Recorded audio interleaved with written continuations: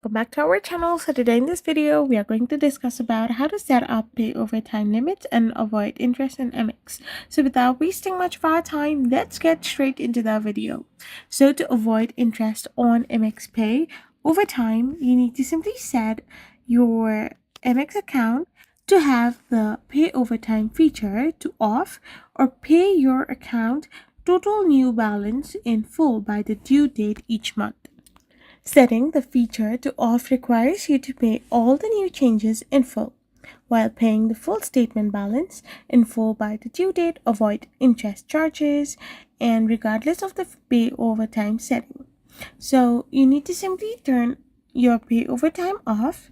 You need to pay a balance in full by the due date and manage your pay over time limit.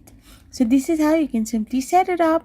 I hope you found this video helpful. So don't forget to hit that subscribe button and to give us a thumbs up. We will be back again with more informative videos. Thank you for watching.